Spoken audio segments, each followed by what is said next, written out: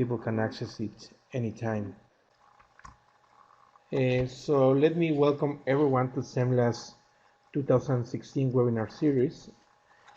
As many of you know, in the last 2 years we have had 45 seminars that discuss topics related to macroeconomics, monetary policy, and financial stability, with presentations by many of the world leading scholars on these topics. Our speakers included Nobel Prize laureates Christopher Sims and John Tirole, among many other well-known scholars on these topics that I mentioned.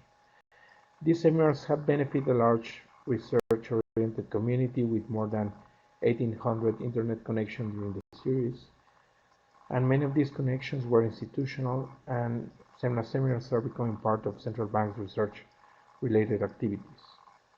This year, based on feedback received from our membership, we'll take advantage of the series to improve our understanding of price formation, exchange rate modeling, households' financial decisions, the measurement of systemic risk, and banking topics in general. At SEMLA, we are glad to continue providing this public good for the benefit of the academic community interested in central bank-related topics. And on behalf of this community, we thank all of you, speakers and participants, for your support to this effort. Today, we kick off the series with the presentation by Alberto Cavallo, who is the Douglas Drain Career Development Professor of Information Technology and Management and an Associate Professor of Applied Economics in the London School of Management at MIT, a Faculty Research Fellow of the National Bureau of Economic Research, and a member of the Technical Advisory Committees of the US Bureau of Labor Statistics and the UK Office for National Statistics. And I am sure that as his co-author, Roberto Rigobon, he is very proud about participating on these committees, because it shows the influence that the research that they are developing has on how national agencies of statistics are thinking on how we should gather information, both for decisions and for research.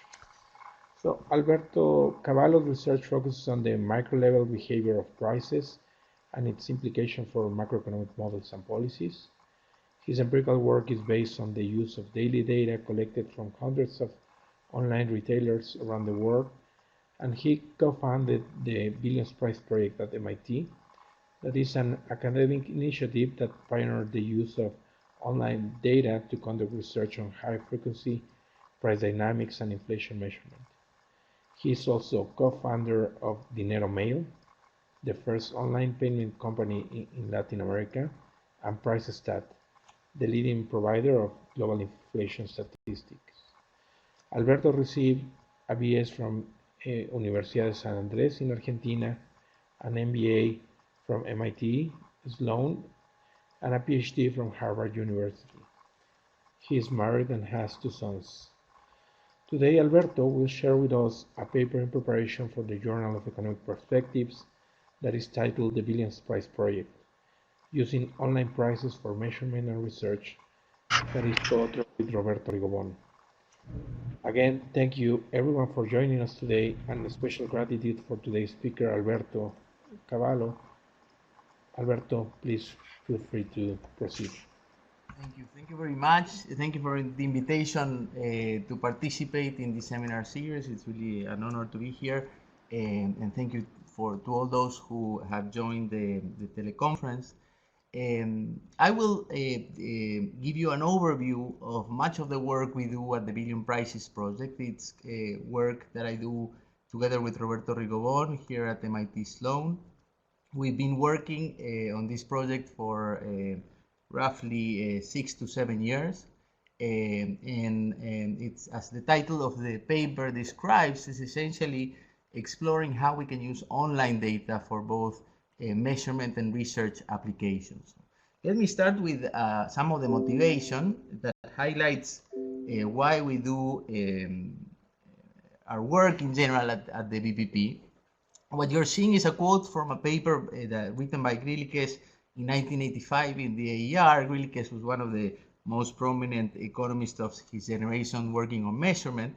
He was a superb econometrician, and he wrote a paper talking about the uneasy alliance between economists and data in the 80s. And his message was repeated again in his presidential address to the American Economic Association in the 90s. And there he wrote essentially this idea that economists, and particularly academic economists, have shown very little interest in improving the quality of the data. And he mentioned this as getting involved in the gravitas of collecting original data sets of our own. And Grillikes emphasized that we tend to work with data that has been collected by other people for different purposes, and we tend to also complain a lot about that data and apply econometric techniques usually to try to correct for its imperfections or potential biases. And certainly economics as a field has made improvements in many areas of economics since then, in these 30 years. But in macro and international, I think it's still the case that we mostly use data collected for other purposes, and we have shown very little interest in getting involved in the data collection. And that complicates our work a lot. We have to work a lot on the econometrics. It affects the way we create models, and we decide what to put into our models. But we at the BPP see that there's clearly an opportunity right now, particularly with all these big data discussions that we see today. In our view, the greatest opportunity that big data brings is that it gives us technologies and tools to do essentially what Grillikes suggested we should be doing, which is getting involved in that process.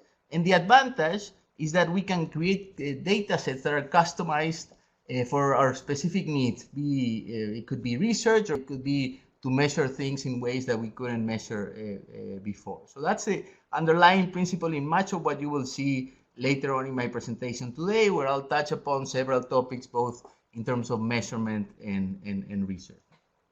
Now, let me start with an overview of what is the type of micro price data that is available in economics today and what's being used for.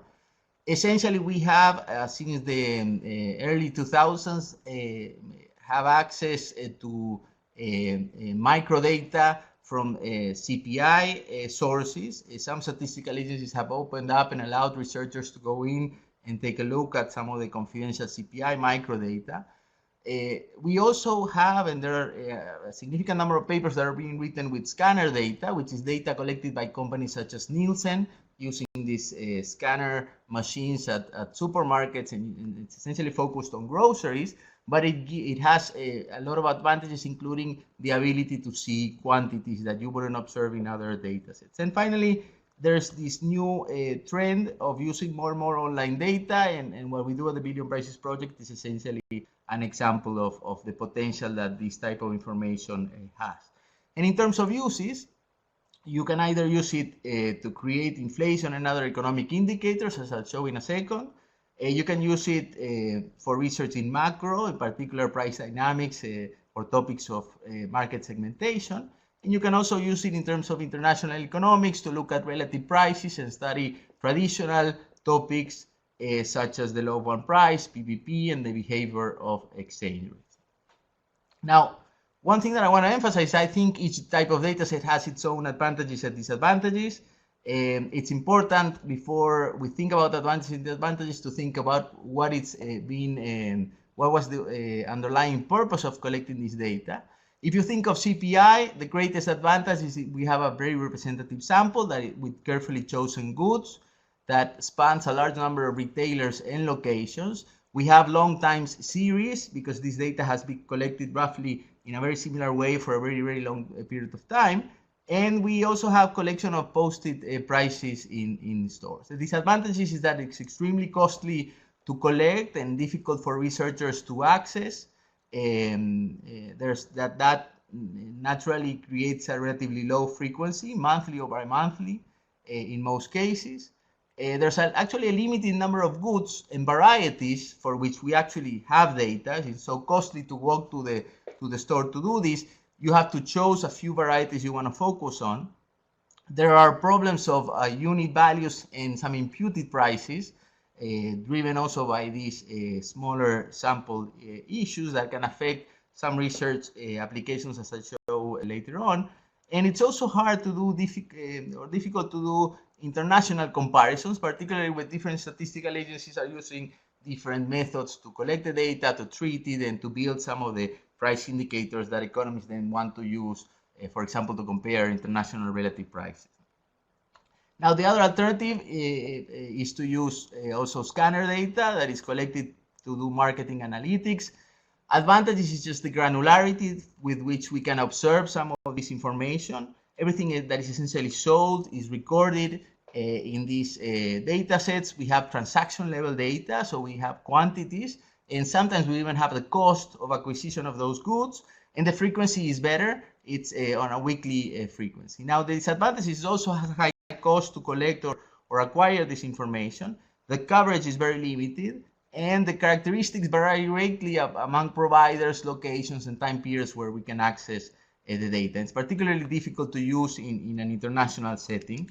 And as I'll show you later on, it's also greatly affected by unit values and time averages, which can create biases in some stickiness indicators or measures of price changes. The third kind is the one I focus on, which is online data. What is it? Let me explain it first. It's essentially data that can be collected from any retailer that shows prices online. It's collected automatically with the software. Every day visits the website, downloads the page. This is all public information, and then scans through what we call what is called the HTML code, which is essentially the code that is interpreted by the browser to display the page graphically, and you have an example there with the Apple Store, how it looks and what the HTML code behind it looks like. And if you look at HTML code, you will notice that it's made up of these very structured tags, which are constant over time. As long as the look and feel of the page doesn't change, the tags always remain the same. So you can teach a software to identify these patterns in the data. For example, here, usually before the product ID, you actually observe a code that says product ID equals, and the software can recognize that, store what's inside between that tag and what you determine as the end tag, and store it in a database. It's a lot of work initially, but the technologies, as long as you customize the software to that particular look and feel of the retailer, you can set it to run every single day, and it will collect data for every single product that this retailer sells, or whatever you want to focus on, because you have the ability to only ask it to visit certain pages. And this used to be quite hard in terms of developing the technology. You had to write code in languages such as Python or PHP. Today, there are actually a lot of point-and-click solutions where you see a page, you select what you want to capture, and then the software that builds these robots is actually figuring out what is the pieces of codes that it needs in order to collect the data. Now, you can set this to run and collect information. Now, what are the advantages? Well, first of all, you can do this at very high frequency, so you get daily indicators. For some applications, that is important. It's very cheap to collect in principle per observation. It is complicated. I don't want to suggest this is something very easy to do. It takes some time, and you have to constantly be monitoring the sources of data to detect any potential issues with the robot that is collecting the information. But it's certainly much cheaper than all the other alternative ways of collecting data. You have a lot of granularity. You essentially get all products details that are shown online. You get all goods and varieties available for sale if you want to. So it's essentially a census of everything that the retailer sells. A big advantage in many applications is that you can observe goods as soon as they are introduced. So if a new good appears, imagine it's an iPod, and the first day they start selling a new iPod, that immediately gets incorporated into the data. And the fact that you can use exactly the same method everywhere and collect data remotely allows you to make easy comparisons when you're working with international relative prices or international applications. Disadvantages is there are fewer retailers, obviously, in locations than in the CPI. Not all retailers are available online. Some of the largest usually are, but smaller stores are not. We have relatively short time series because we cannot collect data from the history. No retailer accumulates or stores that information. So we can only collect data from the moment we start monitoring a retailer until later on. And most of our time series are some started in 2008, and progressively over time we have been accumulating more and more data, but the time series is relatively short, particularly compared to CPI data. Another one is that not all categories of goods and services are online, at least not yet. To this day, we can mostly collect every single category of goods that is in CPIs, but services is an area where still there is little data available online in most countries. So in some, it is possible to collect services as well. And then a big concern usually is whether the online and offline prices behave differently or not. And I'll show you some evidence that we have about this in a second, but it's potentially a problem. Particularly because most transactions still take place offline in most countries of the world. Now, how do we use online data in the context of measurement and research? We have this academic initiative we call the Billion Prices Project at MIT. We started it together with Roberto Rigon in 2008 with the idea of collecting all this data and using it for economic research. It's based on this idea of using web scraping to collect price information, particularly on large retailers that sell online and offline. An important thing to clarify is that if you think of the whole universe of online data that is available out there, our goal has always been to get to representative data that is linked to actual transactions, and since most of the transactions takes place offline, we focus on those large offline retailers that also have the website where we can that we can use to collect the information. Our work is not at this stage focused on online only retailers, which are possibly an important segment of the retail market in the future, but not today. So most of our data is online offline type of retailers that we call multi-channel. Now, this data has been collected since 2008 in roughly 50 countries, though the coverage varies greatly depending on the country we're talking about. In some countries, we may only have data on some real estate prices or groceries, for example. In others, we would have the full, almost the full basket of the CPI. And our research is focused on three areas: on inflation measurement and forecasting, on pricing dynamics, that would be stickiness, for example, and also on real exchange rate dynamics and issues such as BPP or the law of one price. Let me start with measurement, and this essentially gives an example of how we actually started focusing on this. I'm going to talk briefly about the case of Argentina. So I was I'm from Argentina.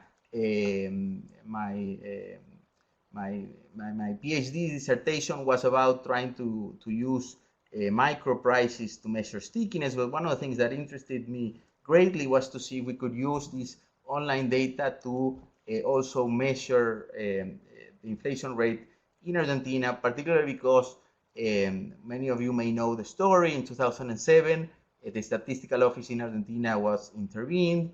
Many of the people who were fired started reporting that the government had been pressuring them to do changes to the methodology or try to reveal what were the sources of or locations where they were collecting the data. And there were a lot of suspicions that something was wrong with the statistics. Since the statistical office was intervened, the CPI remained stable around 10%. While inflation expectations, as collected by, for example, the Tela University in Argentina, were showing that people felt that the inflation rate was actually much higher. And you see it there in the graph. After the intervention, inflation expectations rose and stayed in 2008 for several years about 30%, while the official CPI statistic was saying 10%. So kind of the goal was to see if we could use online data, apply the same methodologies that INDEC was supposed to be applying, and seeing if the results differed from the official CPI in any way. And particularly, we wanted to have a very large sample of goods. The retailers at the time that we had were relatively few, but one of the critiques that the government was saying about this, particularly to some economists that were trying to do it locally by sending people to the store, was that the samples were really small. And online, we could collect a massive amount of information for all for these categories of goods, so we decided to apply it. And we first showed, this is a paper that I wrote called Online and Official Price Indices Measuring Argentina's Inflation, that went out in the Journal of Monetary Economics in 2012. I first showed in that paper that using online data produced actually results that resembled a lot CPIs in other Latin American countries, no matter if they had high or low inflation. And here you're seeing the results for Brazil, Chile, Colombia, and Venezuela. I'm plotting the price index online next to the official price index. There are obviously differences here that affect, because we're using a different source of data, but overall the trend, which would be essentially the inflation rate in the long run, is very similar in all these cases. Even in Venezuela, which had an inflation rate at the time official of 30%, we were getting roughly 30% annual inflation. You can see it here in the table where we compare the official versus the online index. In this case, it was only in supermarket data. Now, interestingly, as you would expect, the matching was actually best in Chile and Colombia, which were cases where the supermarkets were particularly large and therefore representative. And the online location where I was collecting the data was also where most of the CPI was coming from. No? In the case of Chile, 55% of the CPI was coming from Santiago. Now, in principle, this should have been good news for Argentina, because the particular supermarket that I was using had a very big market share, and Buenos Aires was 100% of where the CPI data was being collected. But the results in Argentina look completely different. You can see it here. There was something strange. The dotted line is the CPI, and the solid line is the online index. In 4 years, between 2007 and 2011, the CPI increased 25%, when the online prices had increased 100%. Now, it's not surprising to find differences, but that they persist for such a long period of time was clearly surprising. In a way, the numbers confirm the fact that we had this average inflation trend, which was closer to 25 to 30%, matched many of the numbers of both inflation expectations and what some other economists in the country were reporting at the time. But the focus of the paper was trying to see how could we approximate the official index, whether maybe using a different methodology we could find explanations for this. It was clearly not about the general approach or the general use of online data, because in other countries it worked very well. Interestingly, we found that the level of inflation was different, but the dynamics were very similar. As you can see here, there's a period where there's a recession in Argentina in 2009. Both the official and online index fell, and then as the economy recovered, both indices increased. So there was this constant difference between the index, but the dynamics look pretty close together. We found that it was not driven by the source of the data, the methodology. We tried different methodologies or subsets of goods. For example, you're seeing here indices constructed with different retailers. Instead of a large retailer that targets relatively poor people, we tried with a smaller retailer that target a higher segment of the population, and there were differences, but overall the trends were very similar.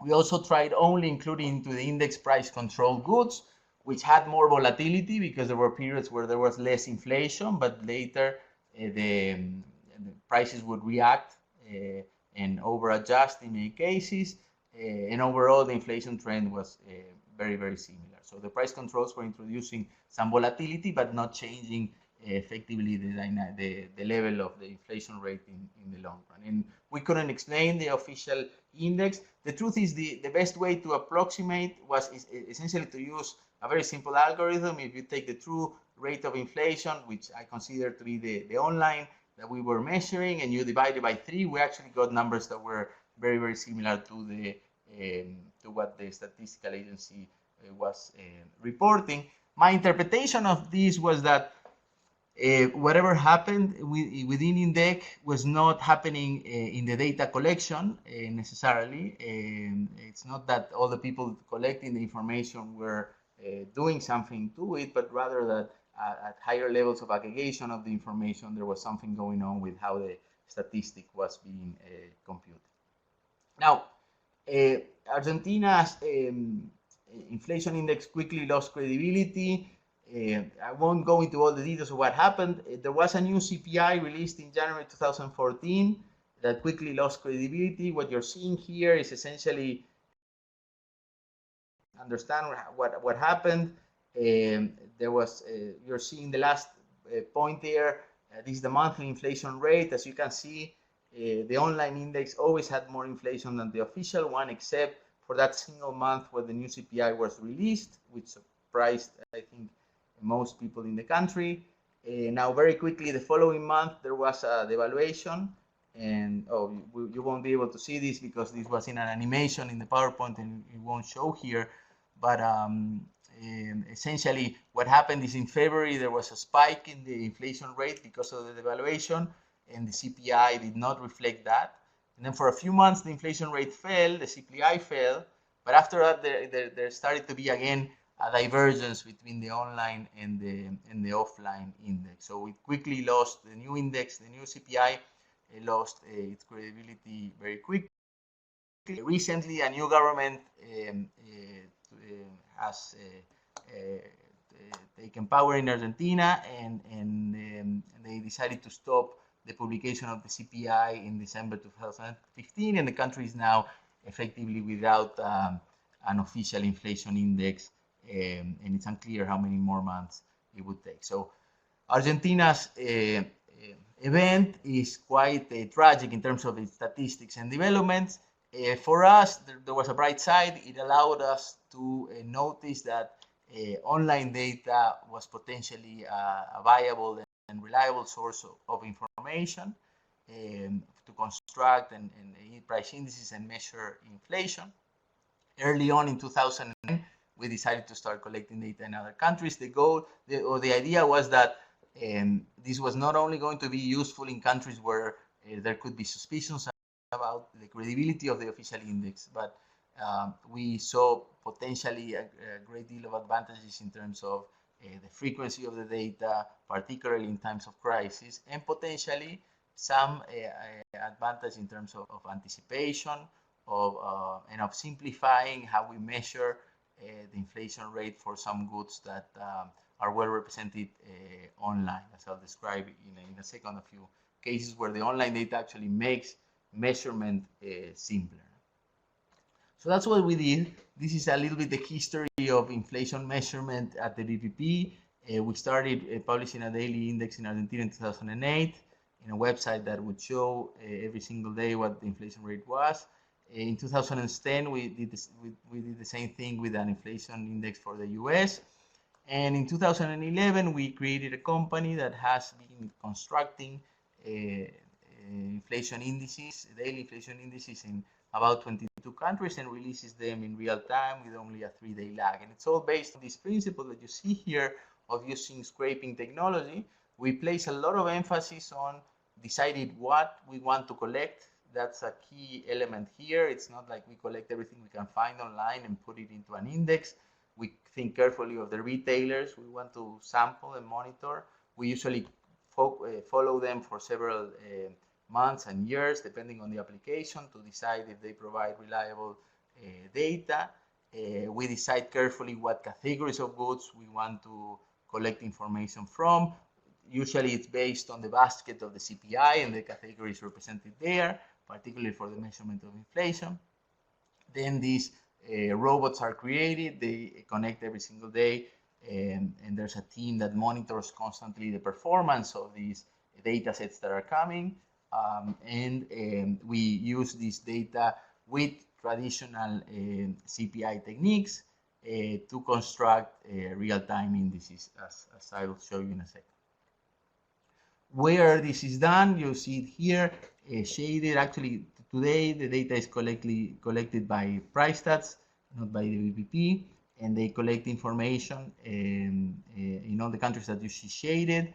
In the countries that are dark blue, there are both an inflation and a BPP series produced, and the middle blue, let's call it, it's where only inflation is available, and in other places they are collecting data, but they still haven't released any indicators yet. But potentially all the countries that are shaded are countries where the BPP, we can use the data for research applications. In terms of the goods that are available online and that constitute the basis for this data set, you can see here the split. There's obviously food, a lot of clothing, a lot of electronics, which would fall into recreation and culture. There's a lot of household goods, and there are some services as well that will go into that category called other. So the split is relatively pretty good among categories of goods. And as I mentioned at the beginning, this is the total data set if you want. There are differences when you look at particular countries. Now, what is the goal? The goal is measurement of essentially the same phenomenon of inflation, but with an alternative source of data. I emphasize this because if you think of applications of big data in economics, most of the attempts, which also happens with business applications of this, is in prediction of an indicator. So you would use, for example, searches on Google to predict unemployment.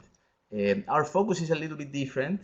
It's instead of prediction, it's about measurement and seeing how we can use these new data sets or these new technologies to construct data sets that essentially measure the same thing, just with an alternative source of information. And compared to CPI, there are three main characteristics in the use of online indices. One is that there are short-run differences that come mostly from difference in data and methods.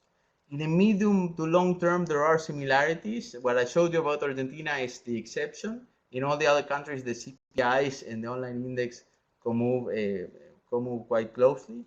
And there is, in many cases, an anticipation of these big changes in inflation trends, which we think is the greatest advantage or use of these online indices, as I'll show you in a second. This is the case of the index for the US, which has been published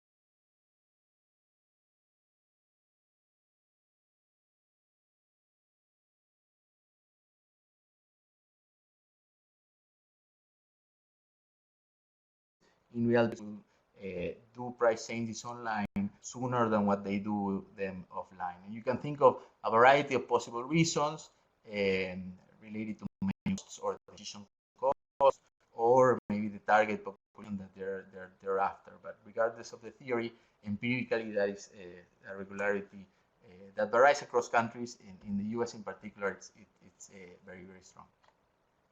This is the annual inflation rate. As you can see here, there are periods where there can be higher or lower inflation, but usually in the long run, they tend to coincide quite well.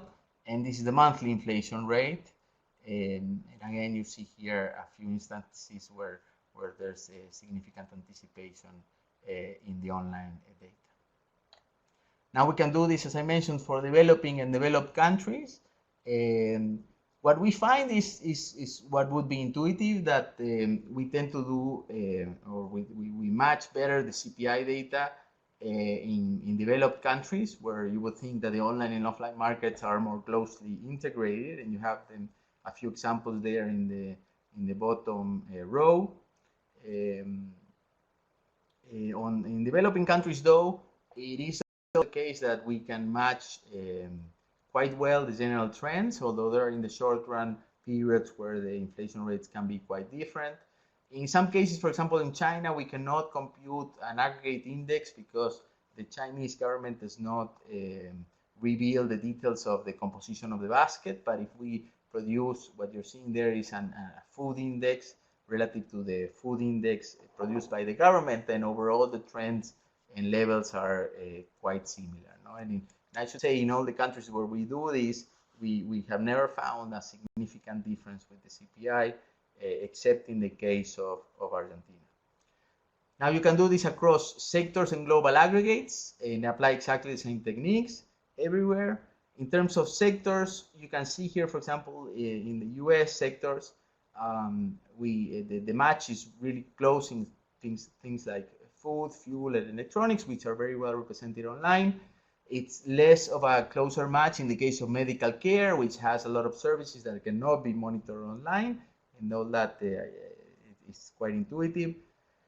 And then for people looking at the global economy, an advantage of doing this online is also the ability to, if you have essentially the same methodology and the same data availability at the same time, you can construct these aggregate global indices. You're seeing here a few examples of the Eurozone, developed markets, emerging markets, where in this particular case, we're using consumption weights to weigh each country index and construct an aggregate. It's potentially another advantage. Now, something that always comes up is, wait a second, one of the main differences here is simply that online and offline prices could be very different. This, in fact, has been, when we talk about research, I think many papers have in the past used online data. It's a different kind of online data. It's online data that comes from places like eBay or Amazon Marketplace. They have very different dynamics, but it's a different type of data set than what we focused on. As I mentioned before, we focus more on the offline retailers that sell online and not on online only retailers. But it's a very valid question. Are the online prices really representative? On one hand, no, because still less than 10% of retail sales take place online, even in developed countries. On the other hand, you can say yes, because the online store is really the largest store for most retailers. And here I'm giving the example of Walmart that has like 4,700 stores in the US. Each one is very small in terms of sales, but the online store has about 80% of its sales. So if you were to focus on a single store, you would definitely, about how many transactions take place, that's a place you would focus on. Now, more important for other applications, though, I think, is the fact that we find evidence that online prices behave very similarly to the offline prices. So if you were to walk into a store and collect data there, will that price be similar to the one you would get for the same retailer and same good if at the same time you went through the website? And there's two ways of showing this. One is just this close matching in the price indices that I have showed you, at least in terms of the inflation rates. You can show they're very similar because CPI data is collected offline and we only collect data online. But there could be differences in level that are quite persistent, for example, and for some applications. It's important to know. So lately we have been working more on doing simultaneous data collections, online and offline. I've done it at smaller scale in 2012 in many of those supermarkets that were in the paper of Argentina, but lately we're running a very large scale simultaneous data collection. I have some results to show you on that front, because I think for anyone considering the use of online data, it's important to be convinced that what are the potential differences. This is a paper where I ask if online and offline prices are similar. I'll spend a few minutes on this. It's essentially a very large scale comparison in about 50 of the largest retailers in 10 countries. And we ask 3 questions. One is, are online goods also available online, offline, online? Are the price levels similar? And are the price changes similar in timing, in frequency, and in size? And this has implications for people doing research with this data, and also for national statistical agencies that need to decide if they switch their methodologies. The firms have, as Alberto is asking, I see a few questions here.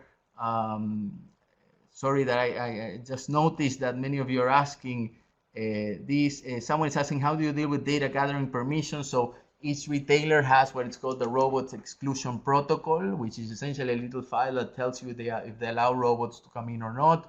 We honor that. So if someone doesn't, if there's an exclusion restriction protocol that says we shouldn't go in, we don't follow it.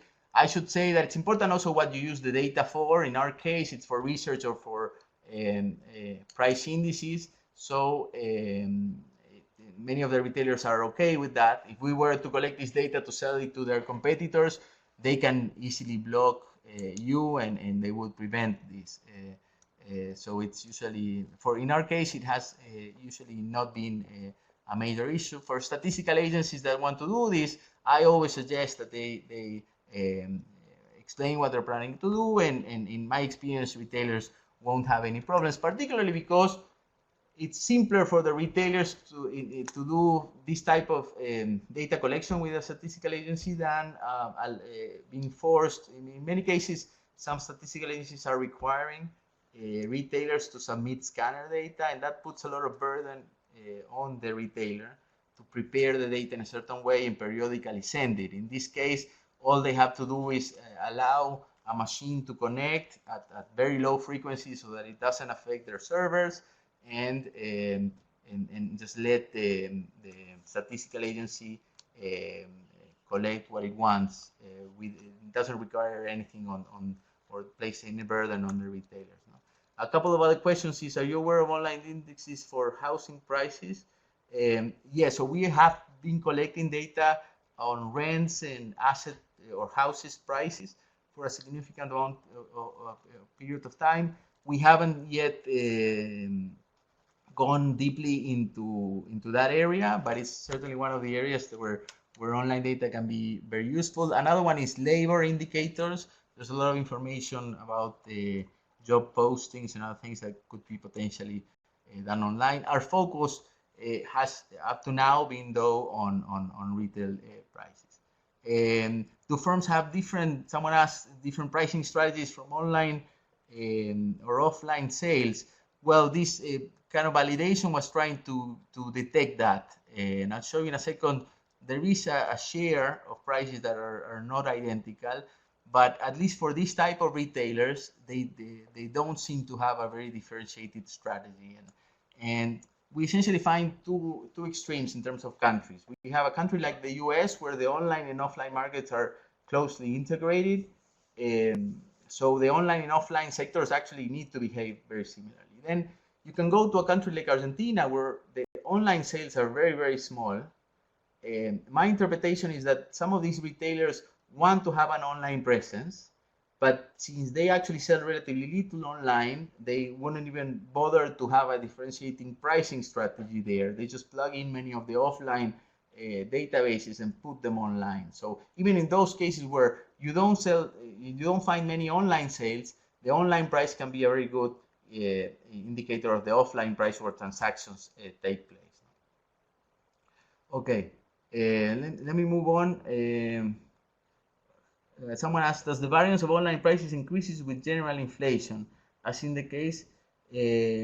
So yeah, so we haven't done much research yet on this front, but my impression is that yes, to a great degree, we see some of that variability as the inflation rate rises.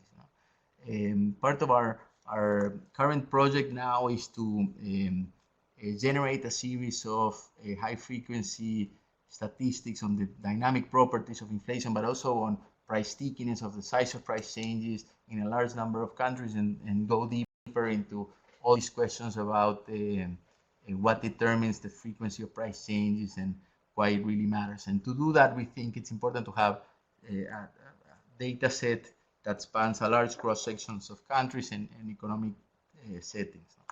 Let me go back to the results just to show you in terms of online and offline prices, whether they're similar. I just want to emphasize that the type of online prices we look at is the ones that are at the intersection of retailers that sell both online and offline.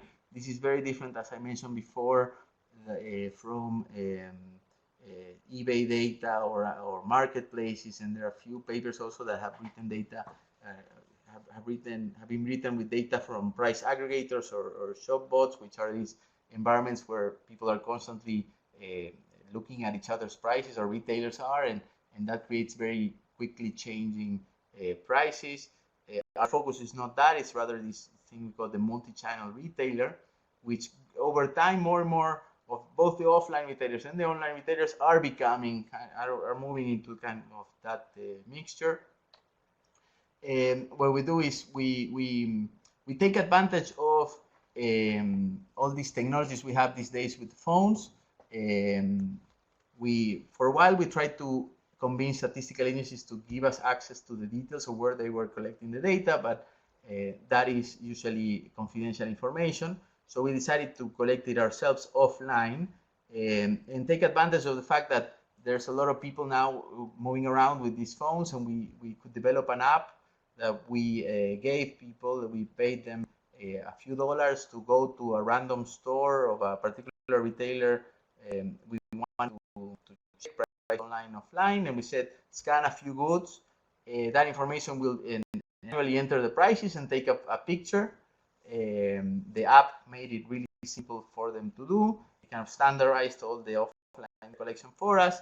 They would send an email, we would get that information, process it, and check within 7 days. We would check the price online as well, and then compare the two prices for exactly the same retailer, just collected on different methods. And to be in this paper, you essentially are the top largest retailers by market share, sell both online and offline, and we also needed to find a way to connect in these IDs in one country versus the other. Sorry, in online relative to offline. Now, this is just a quick list of some preliminary results we had a few months ago. The current version of paper is coming out soon with about 50 retailers. This, I think, was about 35. But you can see some of these retailers are some of the largest retailers in each one of these countries. And our hope is to convince some more people to help us, hopefully statistical agencies to come on board and help us do this type of comparisons as well. And as I mentioned, this is a combination of crowdsourcing and mobile phones. People were paid a few cents in dollars to scan prices.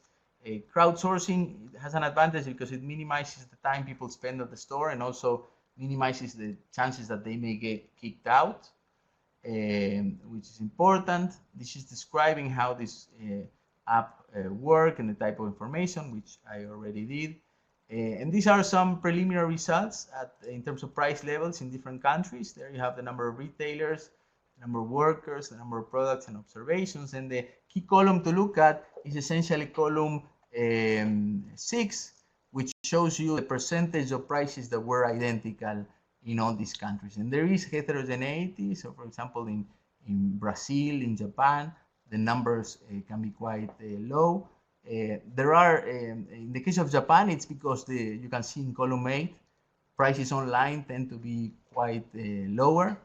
In Brazil, it was more a question of sometimes it's higher, sometimes it's lower. The distribution, let's say, of the differences is quite symmetric.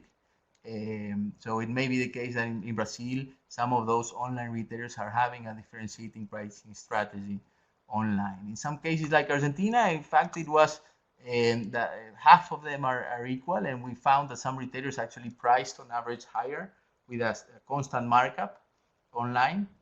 Now, if you think about it in terms of applications for the measurement of inflation, that doesn't matter if the markup is relatively constant over time. But for applications that have to do, for example, with relative prices, that would affect for example, if you measure a real exchange rate, it affects the level. So you have to be conscious of this type of differences. And in the case of the US, around 70% of the prices are identical. And there seems to be a few more cases of prices that are lower online. Now, as I mentioned, these are preliminary results. The main finding is essentially that price levels are identical in about 70% of the time. That's the average if you take all countries, and it's also the number we get for the US. But there is heterogeneity in retailer behavior. So if you're going to write a paper, or someone is going to write a paper with just one or two retailers, it's important to run some of these validation tests to know if those retailers are special. The 30% that is different, we find that it's data errors that we cannot avoid. For example, I said we collect the data within 7 days. Often we cannot do it on exactly the same day. They're imperfect matching and things like that. There's a great degree of sales that are location specific, either online or offline, but that also happens between offline stores of the same retailer. And we find evidence of unsynchronized time series. So I'm going to discuss it in a second. There is some anticipation in online data, and this could be a sign of that. Now, in terms of price changes, we find different timings, but because they don't happen exactly at the same time. But if you look at the frequency with which prices change or the mean size of price changes, they're actually quite similar. And you can see that in this table. The samples of price changes is still relatively small. But for example, take the US, where we have about 500 that we could observe on a weekly basis. You have the means of frequency online and offline, and then a t-test that we can reject that they're different. The same thing happens there with the absolute size of price changes. So the frequency and the behavior, particularly for papers that have to do with stickiness, this is an important result. The frequency and size of price changes is actually quite similar, though the timing is not necessarily the same. Okay, let me move on a little bit into what other things could cause differences. First, this is an example of how I think online data can simplify measurement. It's one of the few cases where you can say, oh, online data has like a big data advantage, and it's in the measurement of goods for which there's a lot of turnover and a lot of quality changes. No? And if you think about it, many of the complex techniques we apply in CPI methods, such as hedonic quality adjustments, are often the result of the fact that the underlying data has some limitations. No? And you're seeing there on the graph on the left what an example, a hypothetical example of how a traditional CPI data would look like for things like TVs, for example, or electronics in general. Usually electronics are released at high price. You have there over time the evolution of prices, and they're released at high price, and they fall. And eventually, when they're about to disappear, there's this big clearance sale. And then they disappear 1 month, and when the person goes to the store and cannot find it, that person has to decide, well, I'm going to move to a different model of TV. At that point in time, they start monitoring the new model that you see there shaded or colored in orange. And the same thing would happen when that model disappears, etc. So the traditional CPI data, in a sense, looks like this set of non-overlapping and censored price spells. And there's these times where there's this switch from one model to another, where you have to decide how much is that a price change versus how much is that a quality change, because it's a different product. Now, online data here has an advantage in the fact that we can actually observe the full price spell. So when that second model that you have there, the orange one, entered for the first time in the store, we can immediately start recording its price. That's important because usually when a new good appears and is simultaneously sold with the other one, you can make assumptions like the price at which it is introduced is most of the difference at that point, particularly if they're going to overlap for some time, is going to be a quality change. So there is a result in the price index theory literature that showed with scanner data that if you manage to have this uncensored spell for a large number of goods, just creating an index, a simple match model index, which is what most statistical agencies would do, would actually yield results that are very similar to what hedonic correctly adjusted index would yield. No, and this was suggested in a couple of papers by Silver, Heravi, Ascorbe, Corrado, and Doms with scanner data. We find it in online data. In this example that you see here, I'm showing the price of TVs in the US, the CPI index, constructed with hedonics, and then a couple of simple indices produced with online data for 50 TVs and 500 TVs. And the more TVs we put in, the better we can approximate these movements, because essentially we have all these overlapping characteristics. And intuitively what happens is that if you have one good that is about to have a big clearance sale because it's disappearing, numerically that affects very little your index when you have also at the same time goods that are at other stages of their life cycle, let's put it that way. It's not going to be as volatile as it would be if you had just those censored spells. This has an implication, which is that online series for our data, even though we, in these cases that you're seeing, we're not seasonally adjusting anything, our indexes can be far smoother than the official indices. In this case, I'm showing you the Greek index that has this wild volatility because of the effect of apparel. There's essentially no quality adjustment here, so you have these big clearance sales and big jumps in the index. We are also not doing any quality adjustment, but we capture well the trend, not the volatility in the index. So this is a corollary of what I was explaining before. It's one of the areas where I think there more research is needed to understand how these big data characteristics, if you will, are actually simplifying measurement. Okay. Let me move into another characteristic, which is anticipation. I mentioned this a couple of times already. We do see it graphically in the data that there's a significant anticipation in some cases. It's more than just quicker access to the information. We can document this more formally by just running a VAR regression on the changes on CPIs on the left-hand side, and then using lags of the CPI and lags of the online price index on the right-hand side. And we can use it to build impulse responses. And this is what we did in the paper, the BPP paper. We did it at the aggregate level and also at the sectoral level to know where the anticipation is coming from mostly. What you're seeing here is the impulse response for the aggregate index in the case of the US. And the main takeaway here is that it takes, when there's a shock to the online aggregate inflation index, it takes several months for that to be reflected on the CPI, more so than just a simple publication lag in the CPI. It takes from 3 to 4 months for the full effect to be reflected on the CPI index. If you were to look at sectors, I don't have the graphs here, but essentially the pass-through, let's call it, from online to offline is very quick in fuel. All the impact is seen on the first month.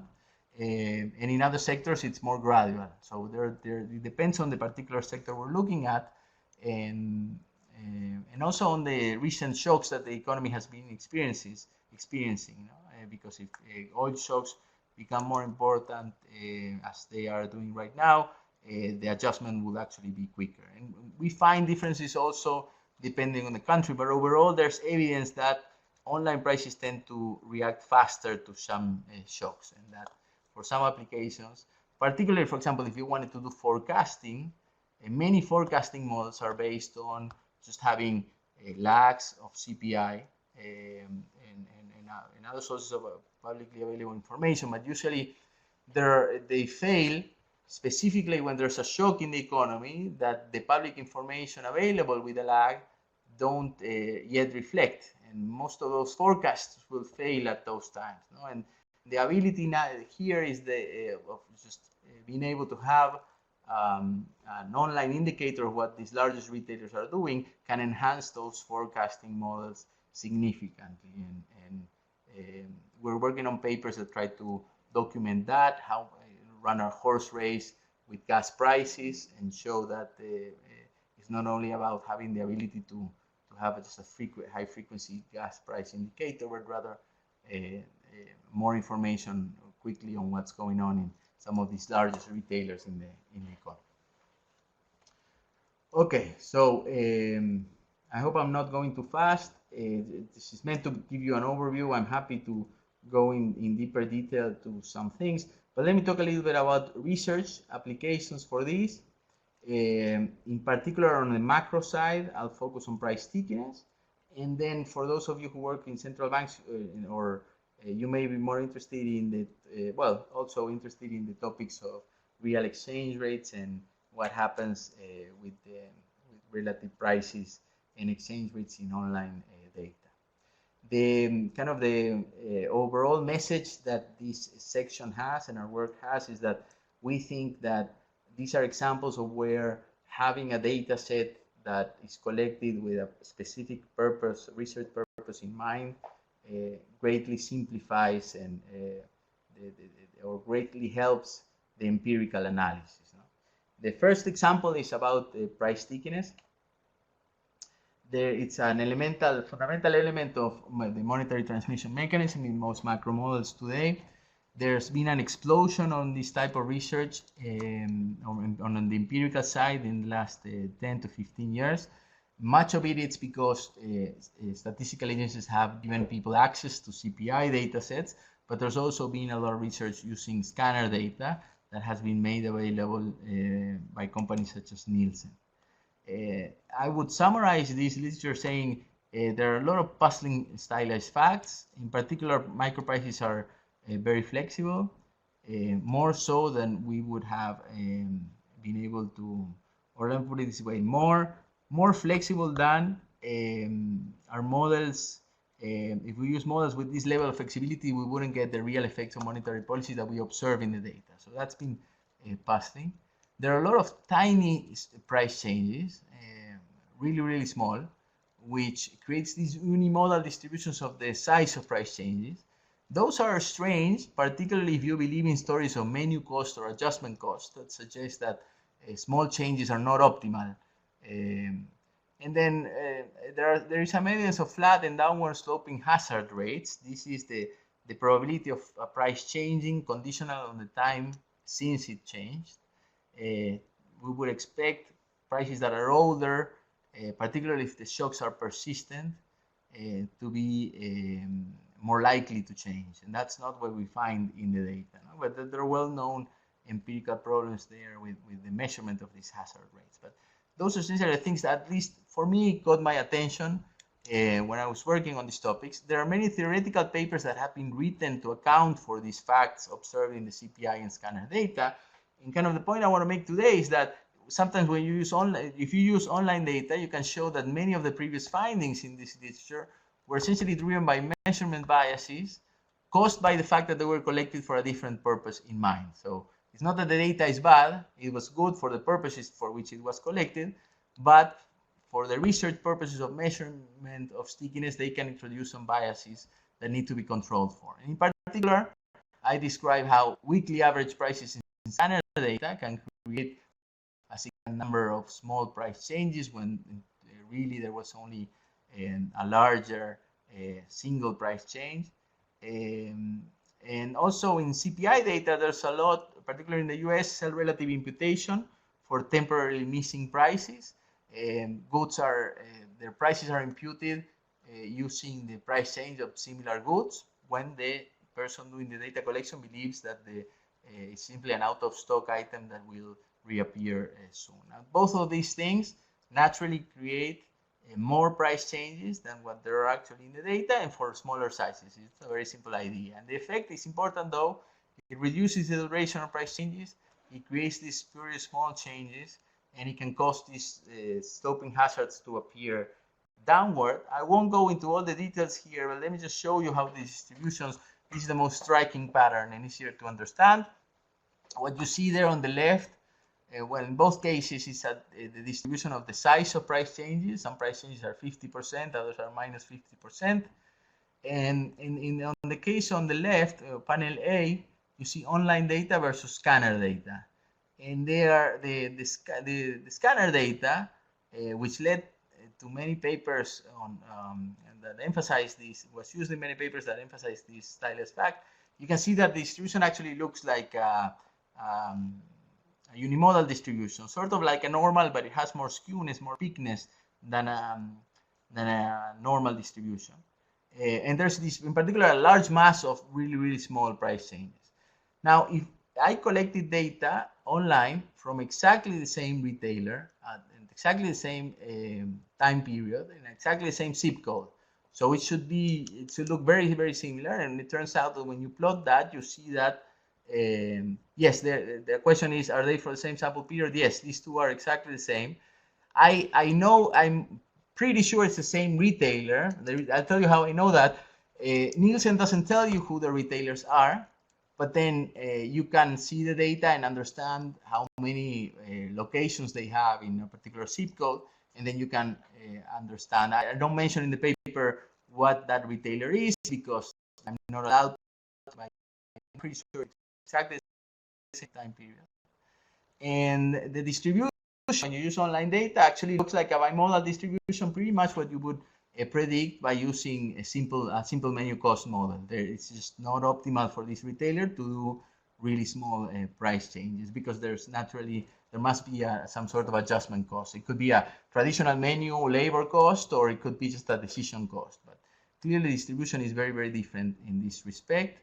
And I show also in the paper, if you take the online data and just run a simple weekly average, you get a distribution that looks actually quite similar to the scanner data set. The graph on the left is kind of repeating the same exercise with a simulation of cell relative imputation. And the distributions I'm able to get actually resemble very closely the distributions obtained by papers that have used microdata in the US. That's for a different time period, no? But just the share of goods that are under certain bands is very similar. And this is meant to just emphasize how, with a simple idea, how important it is to be able to directly control or be aware at least of some of these effects. When we can collect data online, we're not affected by time averages, imputations. We have direct control over the methodology, and that can help in many of these applications. I'll skip this, just in the interest of time.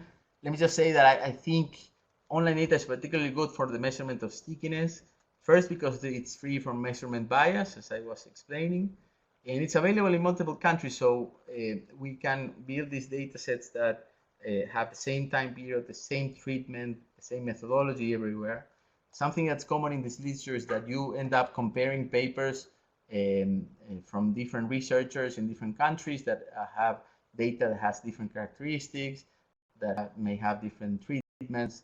They apply sometimes different methodologies. So it's sometimes hard to know whether what you're seeing is driven by the nature of the pricing dynamics or simply by all this baggage that comes from the methodology and the approach that the researcher is doing. I have a question here. When you buy in online stores like Amazon, it looks like the prices they show on the web page depends on their navigation history and cookies. The scraping process account for this? Is there a chance that small changes are translated into customer-specific fashion? So we've in that paper I was showing you before of the online and offline comparison, we're adding now some tests of dynamic pricing, that's called, to see if retailers change the prices they show you depending on whether you have a cookie that has shown that you have visited several times relative to cases that don't. We also test whether connecting from a different zip code in a different location also changes the price that you observe. We don't find much evidence of dynamic pricing, at least in the type of retailers, these multi-channel retailers we focus on. And as I mentioned, we don't collect data from retailers necessarily like Amazon. It's more the Walmarts of this world and less the online-only type of retailers. Potentially, this could be an important element of pricing dynamics, but still few transactions take place at these type of retailers, and we don't see them affecting necessarily the data that we collect. We don't find any evidence of significant dynamic pricing. And I think that it's intuitive to think of why that is the case. In fact, many of these retailers are very worried about being perceived by customers as trying to take advantage of them from their browsing habits, for example. It happens at many levels. So in the US, there were reports that Amazon was doing this in the early 2000s by testing the prices, I think, of CDs. Amazon had to apologize and said they were not going to do it again. There are examples of, for example, not even doing this kind of thing, but rather doing something simpler, which was they released an iPod at high price, and then after a few months, they lowered the price. Many people complained, saying, "Oh, I was one of your most loyal customers, and you charged me a higher price." Apple had to give them their money back or the difference back. And for example, you see it in the paper we have with Apple data. You see how sticky the prices are, possibly reflecting the concern these type of retailers often have about antagonizing their customers. No? And actually, that paper I'll discuss it in a second. It's a paper that uses data for Apple, IKEA, Zara, many of these global retailers around the world. And one of the things that we found is that they price identically within the Eurozone. And we think part of the reason is simply that they, since they have to show prices in the same currency, they have a fear of antagonizing customers a lot. So my view on this, and at least from the evidence we can find online, is that there's no indication that dynamic pricing or this price discrimination at different levels is occurring massively, at least in this type of retailers. And finally, in terms of measuring stickiness, for those of you working in central banks, which I think many of you do, I think it's important because to this stage, much of the research has been in terms of, can we use some of this information on stickiness to discipline the models we construct. Potentially, if that's an avenue of research that has practical implications, people will want higher frequency and more up-to-date measurements of stickiness, and that's, I think, where online data can add a lot of value. Alberto asks, I understand that Google is collecting prices and quantity for many retail transactions. Do you know how they're doing this and how this could differ from what Nielsen does with scanner data? So Google has several projects on this. One of them is called Google Shopping. It's essentially born as a price comparison site where people could simply, retailers could post their prices. In 2012, they changed this model and they started charging for posting data there. The logic that Google at the moment mentioned was that they wanted to improve the quality of what is being posted there because they were getting some results posted that were actually not up to date, and since it was no cost, many retailers had no incentive to keep them up to date. They switched to charging for posting information there. That can introduce other problems because then you're leaving it to the retailer to decide what to post, and there's a cost to post. So they may be posting a particular subset of goods, maybe good or bad. It depends on the particular application. Our approach on that front is different. I think scraping in this sense helps because it gives you, as the data collection, the full control or what is it that you want to gather. No, it's not in the hands of the retailers to decide what they want to show you, but rather this is publicly available information. You decide the categories you want to go to and collect them. And Google also has very interesting data, potentially, I think, down the road from some of these Google Pay or Apple Pay platforms that are still not so widely used, but potentially could give us a lot of information on actual transactions and at least follow a person's transaction over time. This is another example, I think, where potentially as a big data source, this could be tremendously useful. But the truth is, it's not the only thing Google has made available to researchers in economics so far is data coming from Google Shopping. For example, Yuri Gorodnichenko has written a paper using this type of data. No? And they also have information on clicks where people actually follow the links and stuff like that. It's I think the data set is different from what we have simply because those are environments where they're usually online retailers retailers and smaller retailers that are constantly competing with each other. And it's very interesting for many IO questions and sometimes some macro questions as well. But it's different from the data we collect that is mostly focused on these large offline retailers. Okay. The emergence of Internet of Things technologies could make you easier or harder? No, it could make also what we do easier. And we see it mostly as another sensor that's out there, and it's capturing things. Now, my view on this is that when you think of these data sets, there's essentially two approaches. One is to say, there's these data sets being gathered for a different reason. It's Twitter data, it's Facebook data, or it's, for example, a learning thermostat that I have at my home, and it's just recording a bunch of stuff. And I can take the approach of saying, let me go into the data, see what it tells me, and then, so that's more like the predictive analytics type of approach.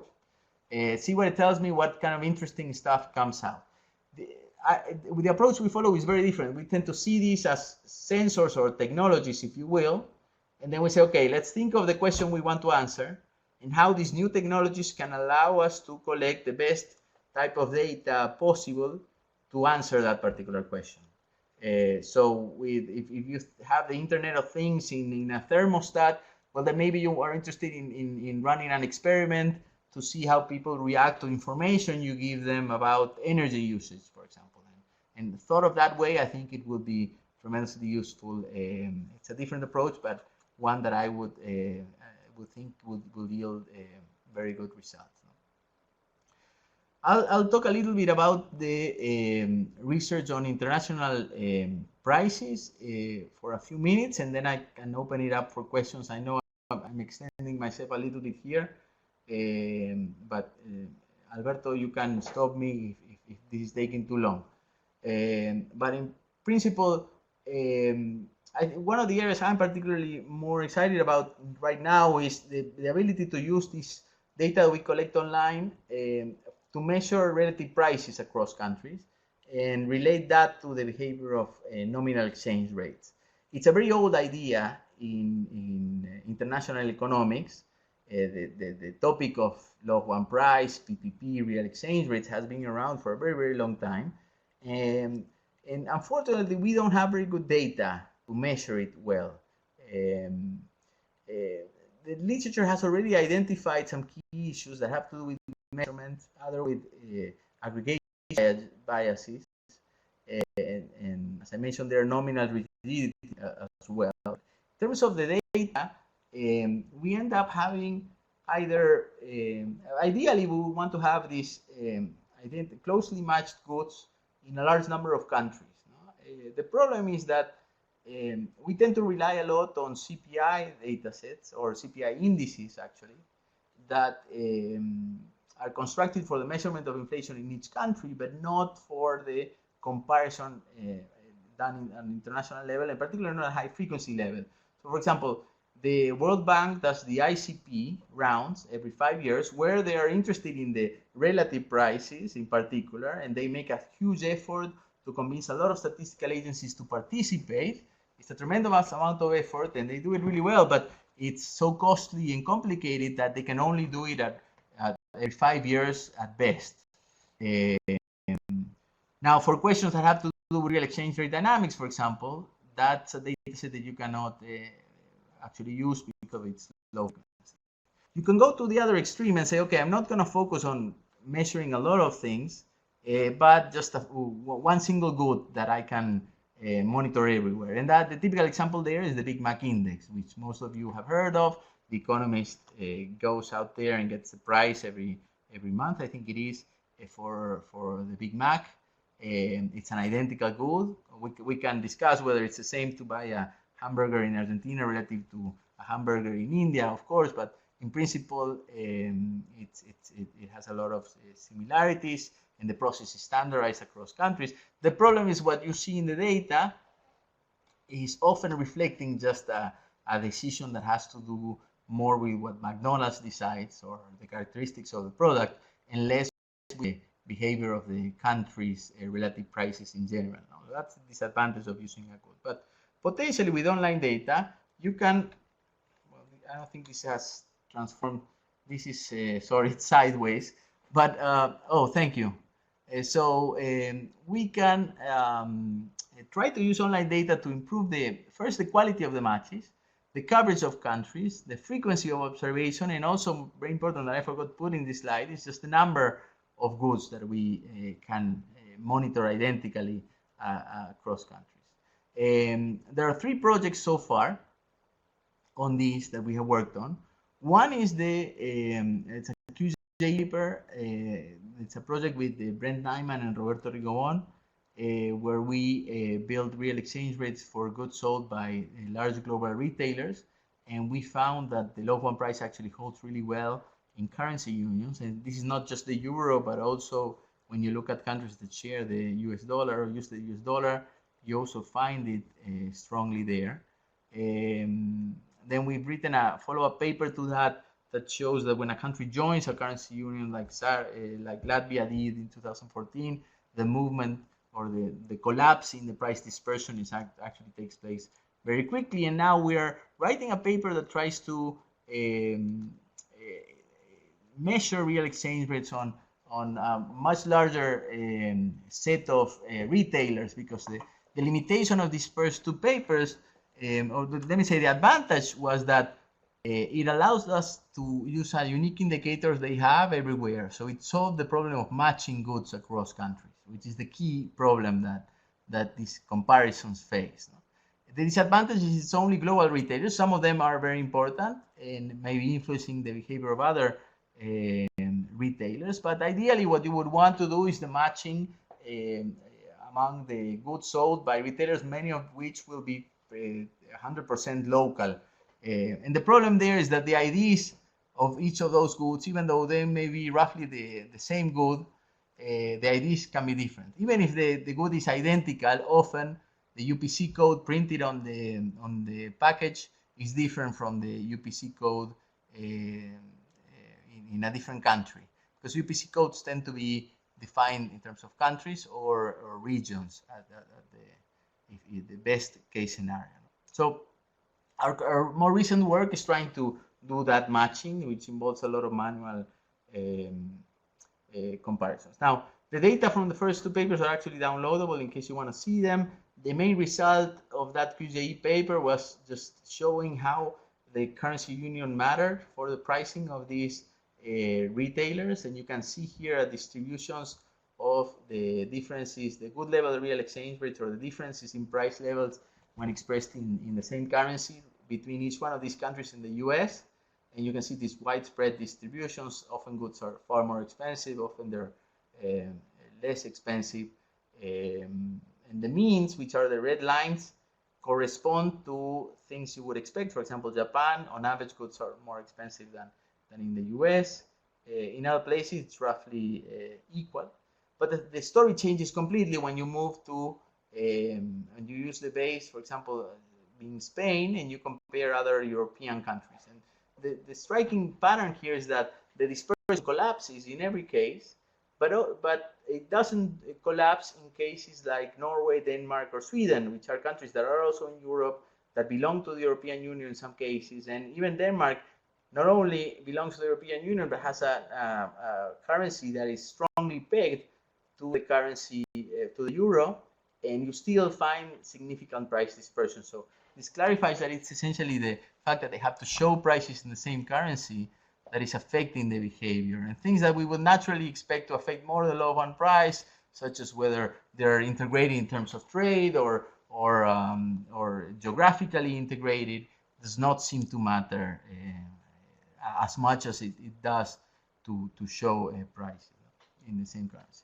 These graphics are showing you what I mentioned of Latvia, how the percentage of prices that are identical just changes dramatically when they join the currency union. And let me talk about then this new project that tries to move away from global retailers and just say, okay, let's look at, let's create these definitions of goods that we can match across countries, sort of like the ICP effort that the World Bank does. and let's price them and match them on a high frequency basis. This goes back to all this discussion of the old PPP puzzle literature that some of you may remember or may be familiar with. There's a paper by Alan Taylor in 2001 which describes the data problem in particular, and he says sort of to meet the desired standards of the literature, we would need hundreds of price inspectors that would collect exactly the same goods everywhere.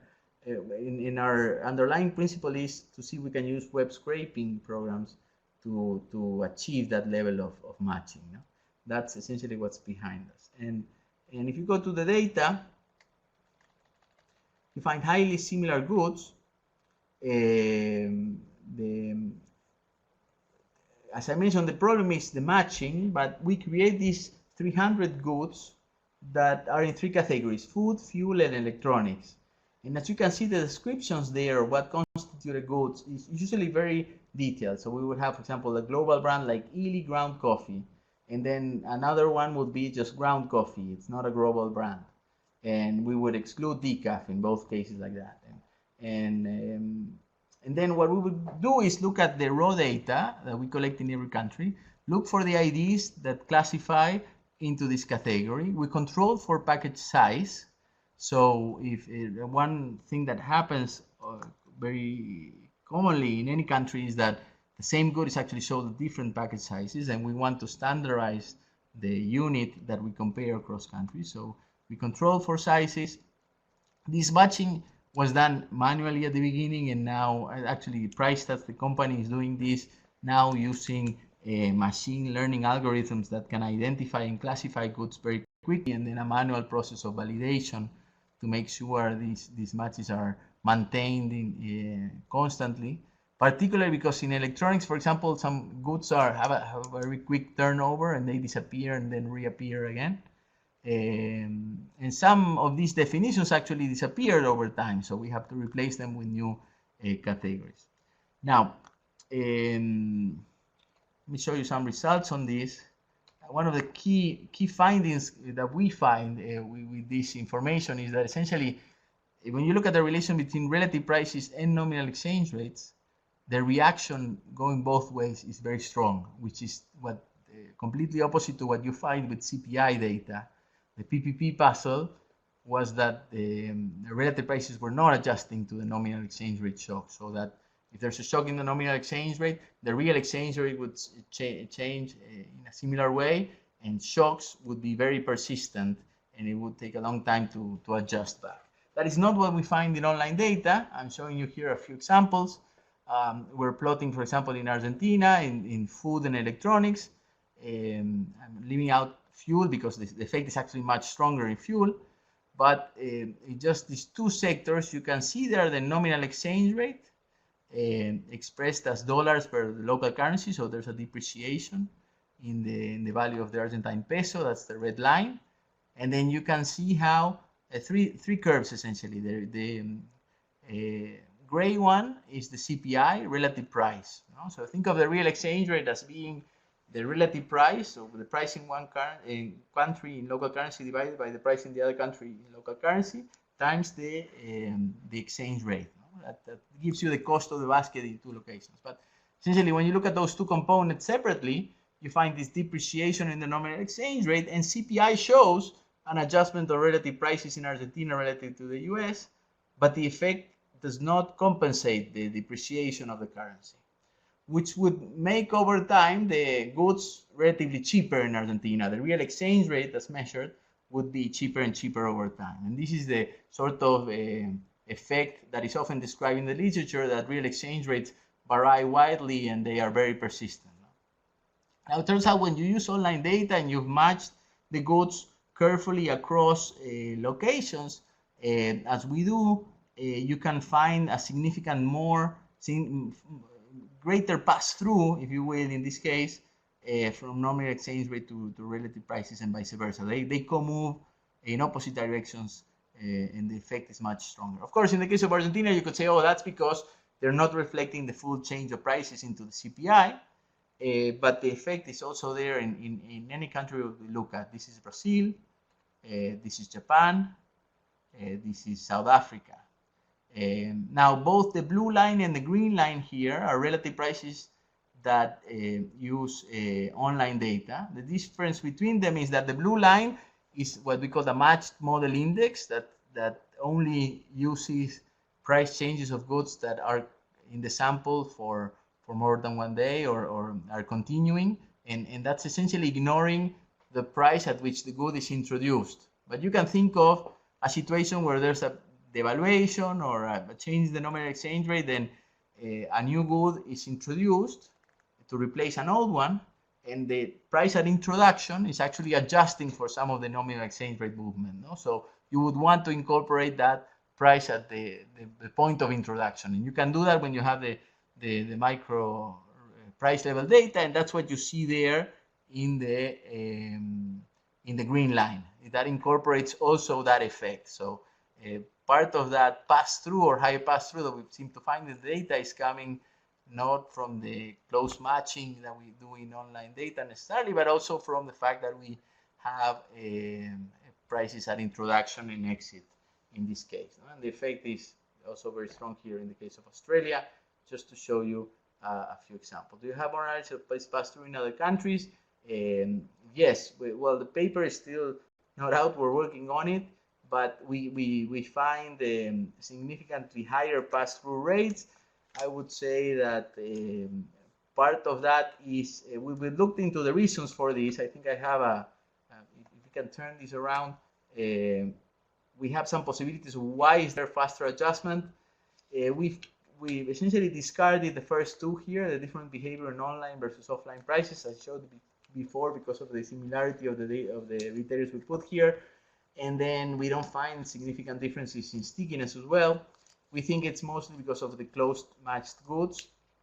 We're actually comparing exactly the same things, and the basket is constructed the same way. And then this product entry and exit that is not captured by a price index. No? And the implications are higher pass-through rates. I should mention in both directions. If, for example, you look at the case of Argentina, it's clearly relative prices that adjust faster, and then the nominal exchange rate adjusts to compensate. In other countries, it's more the traditional pass-through estimate, or the idea behind the traditional pass-through estimate is sorry, I said it the other way around. The traditional view is, the nominal exchange rate shocks moves, there's a shock, and then that passes on to prices. If you look at a country like Australia, that is clearly the case. In the case of Argentina, it actually goes the other way.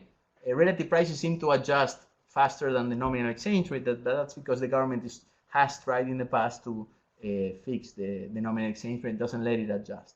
I'll show you in a second that adjustment can actually take place quite quickly. And the implications are higher pass-through and also a faster mean reversion in the real exchange rate. So it goes against the PPP puzzle type of result. One thing that I didn't mention that I think is very important, particularly for central banks thinking or managing the nominal exchange rate, is that when you can build these indicators with micro data and not relying on price indices, is that you can actually measure the real exchange rate level very well. You can say how much more expensive goods are in one country relative to the other. Now, that doesn't imply that you have to think that the law of one price holds. But you can essentially show whether, for example, on average, goods or a particular basket of goods tends to be 20% or 10% more expensive in one country relative to the other. No? And that can give you an idea of what seems normal in terms of the relative cost of the basket. And therefore, when you see deviations from this trend, you can get an idea of how much pressure there is for a change. The pressure can be either on relative prices or on the nominal exchange rate. It will depend on the country and the characteristics of the shock. Here I'm showing you the results we found for Argentina since 2011. You can see that at the beginning of the sample, the price of the basket was roughly the same. And then as the country was trying to control the nominal exchange rate, relative prices continued to increase, making the basket about 20% more expensive. There's this big correction there in January 2014 that takes the cost of the basket back to essentially 1. And then there's another period again where relative prices started to increase significantly and the nominal exchange rate, the official one, was fixed. This is all done with an official exchange rate. And then you can see here this massive correction back to sort of an average level of 10% in the cost of the basket that happened when the government unified the foreign exchange market a couple of months ago. So you can use this as a way of telling you whether the currency is misaligned and where would you expect it to settle relative to what the relative price is, the actual data is telling you. And just to make that explicit, what I did here is I computed the nominal exchange rate. This time I'm doing it the way it's usually thought of in terms of local currency per dollars. So an increase here is a depreciation of the currency. And you can see what happened with both the black market exchange rate in Argentina and the official one there. The black market exchange rate continuously went up. In many cases, it went beyond what would be predicted by just the ratio of prices between Argentina and the US for this basket. Likely because the black market exchange rate also incorporates the fears and expectations that people have, and so there can be an overshoot. But then you can see over time, for example, how the nominal exchange rate adjusted in 2014 to roughly the same level that was predicted by, in this case, it's BPP, low fund price or PPP, because it's just a simple ratio of the two prices. And how it happened again in December of this year. So for questions that have to do about current exchange, foreign exchange misalignments, or pressure for an adjustment in the real exchange rate, I think being able to see the levels information is going to be particularly useful. And we're working on developing more and more of this type of indicators. So far, this type of matching of the data has been done for around 7 countries, and we have indices for 7 countries. In the case of Latin America, we only have Brazil and Argentina at this stage. But our hope is to continue to expand on the number of countries where we can do this type of comparison. I'll conclude and then I can answer if you want questions. First is that I see online data as a reliable source of information for inflation measurement. I think the fact that we've been able to produce these indicators for a long period of time shows that. There are similarities, differences, and a lot of heterogeneity depending on the sector and country you look at. The contribution here is not to change the methodologies or the weights of baskets, but rather use an alternative source of information to measure the same phenomenon. There are, though, some advantages in terms of big data characteristics, as I showed you with quality adjustments. And we do find information or evidence that online prices tend to adjust and anticipate changes of inflation trends, which is one of the greatest advantages of using this type of information. And then finally, for research, I think it just dramatically increased the quality. And let me be clear on quality. I mean, for me, quality is the ability of having a data set that matches specifically the purposes or needs that you have in your research question. In that dimension, the quality of microprice data will be greatly improved by online prices, and it will allow us to reevaluate all the empirical puzzles, like I was showing you with PPP, but also to address questions that could not be answered before. And that's essentially, I think, the greatest advantage of all this big data discussion in economics will be just economists being able to access some of these new technologies to collect those type of data. I think that's what is most promising of all this. That is essentially the presentation. Thank you very much, and I'll be happy to answer more questions. Thank you very much, Alberto. So I have given microphone rights for all the participants. So you can either write down a question here in the chat window, or if you prefer, you can enable your microphone. There are a couple of questions there, Alberto, one by Jonathan. I think there was one by Jorge Mendoza at the very beginning that you may have skipped. So if you want to look at them.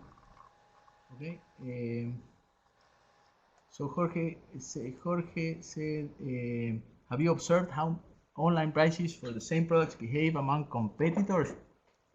Are the differences between online prices for the same products smaller than those of the correspondent offline prices. That's a good point. Actually, we haven't matched goods within country from different competitors. And the reason is that that matching is actually very hard to do because you have to, each retailer has a different ID for each good. So it would have to be like a manual matching, similar to what we do on the PPP sample. So we haven't yet attempted to do that. Potentially, it's something that can be done, but it's not something, unfortunately, that we have looked at. There's another question here about weights. So we try to use as much as possible weights from statistical agencies. Some statistical agencies don't provide that information. For example, as I was mentioning, China. But most countries, they give you weights at relatively disaggregated levels, and the structure of the sectors that they use, which affects what we monitor as well. So, for example, we use, in all our goods, we classify them according to a COICOP categorization, which almost every country uses. We have had to go and create narrower levels of COICOPs, if you want, categorizations, for much of the work we do on PPP. And then we have techniques to match those goods into these categories using machine learning to really make the PPP work, for example, viable. But as much as possible, I want to emphasize the fact that the goal here is not to just come up with a completely different technique or change the way price index theory works, but rather see how we can tap into a new type of data set and potentially improve or complement traditional data collection methods. I haven't said this. I think it's important to remember. I view this as more as a complement than a replacement. There are clearly some categories of goods that are well represented online and for which we can use online data, but others that are not. So for those sectors, we still need traditional data collection methods. Kind of my message usually to statistical agencies is don't think of the online sector as a particular sector of the economy that you want to monitor and therefore spend more resources collecting data for, but rather think of it as a tool to collect the data for electronics, for example, or food. If you can show that online and offline prices are similar in your particular country, then you don't need to walk to the store. You're going to save money on that, and you can use that money to measure better something that is impossible to measure online, or it's not naturally hard to measure, that many services, for example, are the case. So I think we should view them as complementary elements to that. And then Jonathan is asking, are you able to foresee any changes in consumption patterns that could produce changes in PI baskets or weights? So we don't observe any quantities in our data. We just observe posted prices.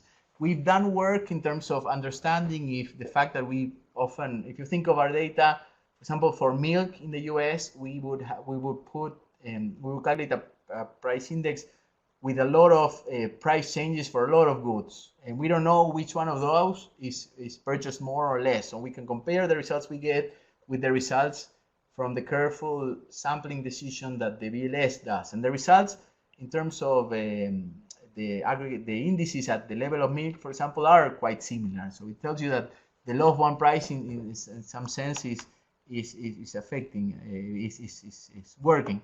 Now, there is potential in this type of new data sets an ability to collect quantity data through scanner data. Particularly if you're thinking of groceries or foods, you can think of complementing prices from online data, free from weekly averaging or other measurement biases.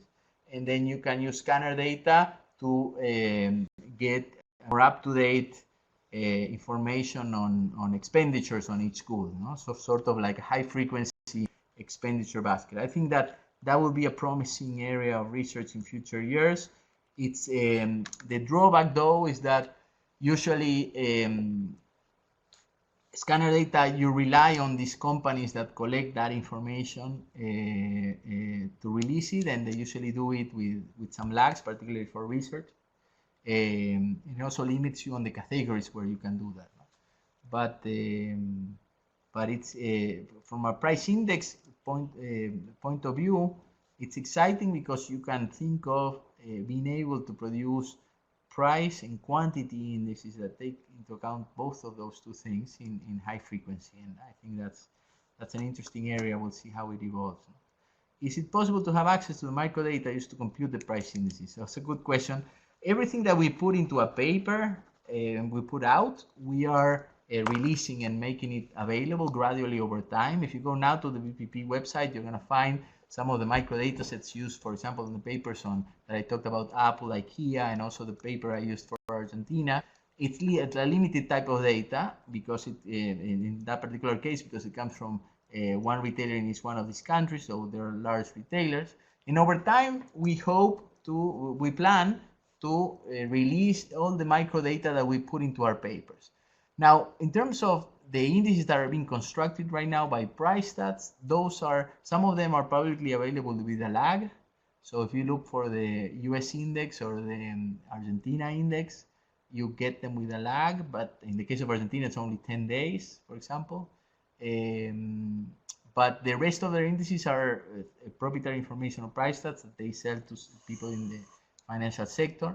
And the microdata that goes into those indices is not publicly available unless we use it here at the BPP, because price stats gives us the data for research.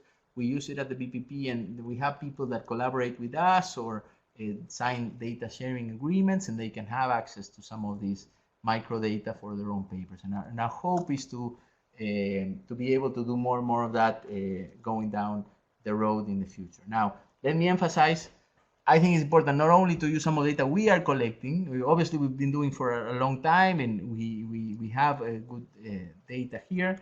But also, I want to emphasize the fact that this is relatively straightforward for anyone to do. I started doing this with a laptop when I was a student, and today it's actually much easier in terms of the technologies. So anyone could potentially start building some of these data sets as well. And I usually encourage students to try it themselves. Unfortunately, for PhD students, I should mention, it's not still measurement. The topic of measurement and data collection is not an attractive field.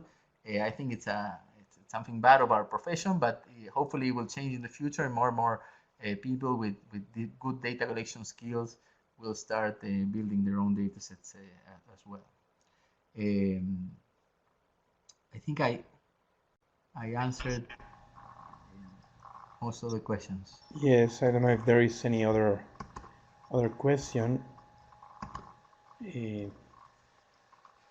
not, I would like to thank you, Alberto, for this large overview of what you have been doing for almost a decade now, and I think this is very interesting,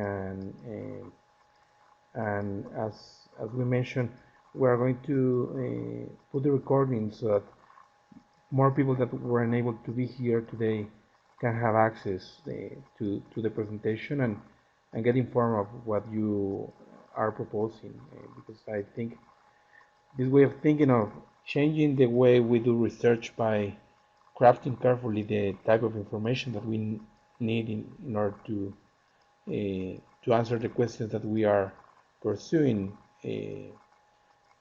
now, aided by technology, could open new findings or could allow us to revisit many old questions and to pursue many new ones. So this is very useful.